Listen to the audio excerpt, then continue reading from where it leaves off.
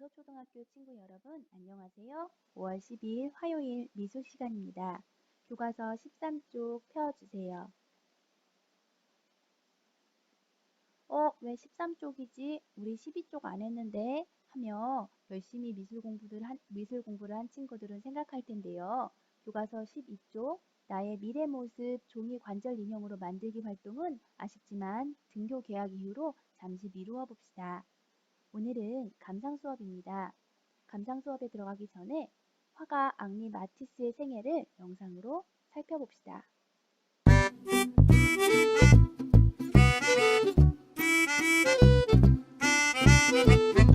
피카소와 함께 20세기를 수많은 역작으로 물들인 위대한 화가. 오늘은 화려한 색으로 감정을 표현했던 야수파 스타일의 대표 아티스트 마티스에 대해 알아봅시다. 1869년 프랑스의 작은 공업 도시에서 태어난 그는 법률 사무소에서 일하는 평범한 청년이었는데요. 어느 날 맹장염에 걸려 지루한 입원 생활을 하던 중 어머니에게 물감과 붓을 선물 받으며 그림에 관심을 갖게 됩니다. 퇴원 이후 출근 전 새벽이나 퇴근 후 저녁 시간을 쪼개가며 미술 수업을 받는데 이때 마티스는 미술이 자신의 길임을 확신합니다. 마티스는 아버지의 반대를 무릅쓰고 파리의 미술학교를 다니기 시작하는데 이 당시 그는 정지된 물체를 그리거나 오래된 명작을 베끼는 등의 딱딱한 방식으로 미술을 배웠습니다. 이때 그린 그의 그림들을 보면 칙칙한 색이 대부분이어서 오늘날의 마티스를 연상하기 어렵죠. 하지만 당시 젊은 예술가들은 고흐, 고갱, 그리고 세잔으로 대표되는 도발적인 후기 인상파 작품에 열광하고 있었고 혈기왕성했던 마티스도 마찬가지였습니다. 이후 파리의 대규모 전시회에 예전보다 밝은 색을 사용한 작품들을 내놓았는데 이 작품들이 호평을 받으며 무명 화가였던 마티스는 점차 주목받기 시작합니다. 이때 그린 작품들을 보시면 형식에 집착했던 우울한 느낌의 그림들과 달리 분놀림이 과감해졌고 색채는 밝아졌네요. 다양한 시도를 하며 노년에 접어들 때까지 왕성한 작품 활동을 이어나가지만 70이 넘은 나이에 암에 걸려 수술을 받게 됩니다. 이후 마티스는 죽을 때까지 휠체어에서 생활하게 되면서 더 이상 붓을 들고 그림을 그릴 수 없는 상태였지만 좌절하지 않고 색종이와 가위를 이용해 작품 활동을 이어나가는데 이 방법을 종이 오리기 방법이라고 합니다. 마티스는 이 방식을 가위로 그리는 그림이자 조각가의 정교한 작업가 같다고 말할 정도로 만족해했습니다. 때문에 그는 이 당시 만든 작품들이 드디어 틀에서 해방된 자신의 모습을 정확하게 표현한 작품이라고 말했는데요. 이 당시 완성한 작품들을 함께 볼까요?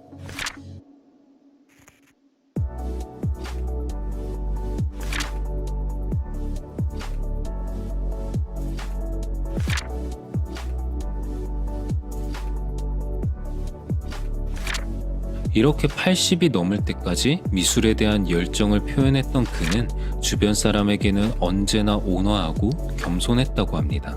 마지막까지 자신보다 젊은 화가들의 작품을 열린 자세로 받아들였고 현대 미술의 발전을 위해 노력했는데요. 이 위대한 화가는 결국 1954년 84세의 나이에 심장마비로 프랑스의 따뜻한 해안 도시 니스에서 생을 마감합니다. 저는 마티스의 삶과 작품을 정리하면서 누구보다 깊은 삶에 대한 열정을 느낄 수 있었습니다. 죽는 그날까지 자신의 일을 놓지 않고 열정적으로 살아가기란 얼마나 어렵고 대단한 일일까요?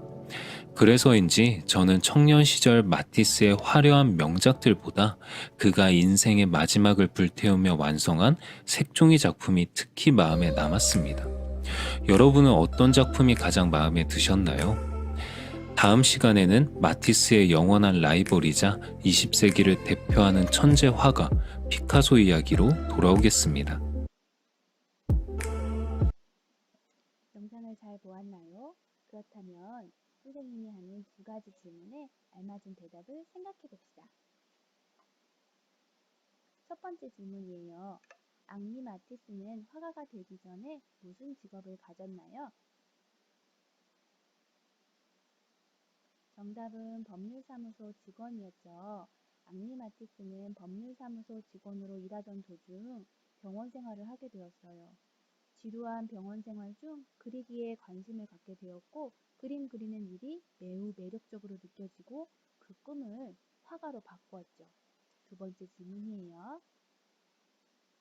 앙리 마티스가 더 이상 붓을 들고 그림을 그릴 수 없게 되자 색종이와 가위를 이용해서 작품을 만들었어요.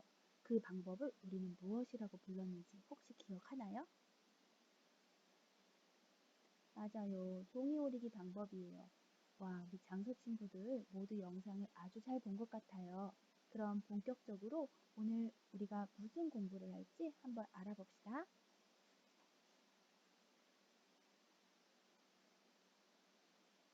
오늘 우리는 작품을 감상하고 미술가 또는 주인공이 꿈꾸는 모습을 이해하고 그것을 존중할 수 있어야 해요. 첫 번째 활동으로 넘어가 볼게요.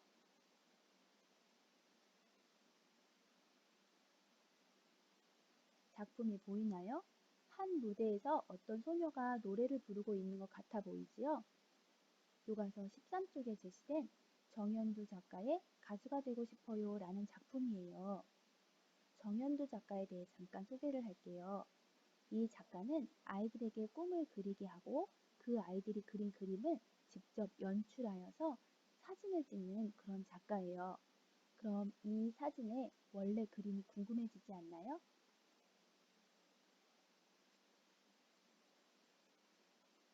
아래 그림은 한 학생이 무대에서 노래를 부르고 있는 자신의 모습을 표현했어요. 가수가 되고 싶은 꿈이 아주 잘 담겨 있는 것 같아요. 이 그림을 보고 정현주 작가는 가수가 되고 싶어요 라는 작품을 이렇게 만들어낸 거죠. 그럼 우리도 정현주 작가에게 보내고 싶은 꿈을 교과서 13쪽에 써볼 거예요. 좀 어렵다고요? 그럼 선생님이 이렇게 예시를 주어 볼게요. 안녕하세요. 정현주 작가님. 저는 영화 감독이 되는 것이 꿈이에요. 가족과 영화관에서 영화 보는 것을 좋아하거든요. 제가 제작한 영화를 가족과 친구들이 즐겁게 봐준다면 참 기쁠 것 같아요. 어때요? 이런 식으로 작성을 해주면 돼요. 교과서에 혹시라도 자리가 부족한 친구들은 배운 공책에 적어도 좋아요. 그럼 동영상을 잠깐 멈추고 우리 활동을 시작해 볼까요? 우리 모두 잘 적었을 거라고 선생님은 생각을 해요. 그럼 다음 활동으로 넘어가 볼게요. 두 번째 작품은 교과서 13쪽 아래에 있는 화가 마티스의 자화상이에요. 우리 이 작품을 모두 세심하게 한번 감상해 보도록 해요. 선생님이 몇 가지 질문을 할게요. 작품에 보이는 것들은 무엇이 있어요? 세면대, 붓, 팔레트. 그리고 선생님은 멋진 정장을 입고 안경을 쓴 마티스 화가 자신의 모습도 보여요. 두 번째 질문이요. 그럼 마티스 이 작가는 작품 속에서 마티스의 꿈이 무엇이라고 표현한 것 같나요? 맞아요. 화가를 표현한 것이지요. 혹시 작품을 감상하면서 작품 속에서 재미있게 표현한 점을 혹시 찾았나요? 아무것도 못 느꼈다고요? 아, 느끼지 못해도 괜찮아요. 우리는 처음이잖아요. 선생님은 주인공의 다리 밑에 있는 물건의 정체가 무엇인지 무척 궁금해졌어요. 그리고 그림을 그릴 때는 저렇게 정장 옷보다는 편한 옷이 좋지 않을까 하는 생각도 해봐요. 여러분도 여러분만의 질문을 배운 공책에 적어주면 좋을 것 같아요. 이것이 작품을 감상하는 방법 중에 하나거든요. 그럼 우리 마티스의 작품 말고 또 다른 작품을 한번 감상해 보아요.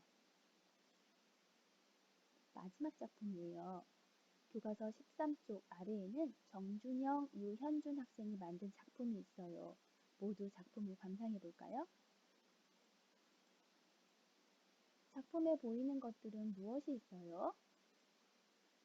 국자, 앞치마, 요리사, 그리고 선생님은 감자와 당근 같은 재료도 보여요.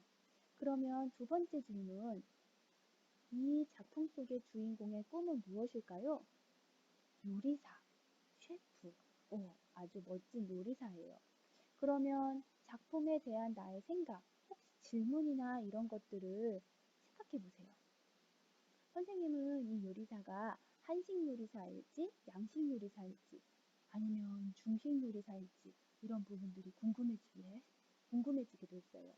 그리고 또 작품 속에 주인공이 감자와 당근을 이용해서 어떤 요리를 만들어 줄지도 그것도 선생님이 좀 궁금해져요.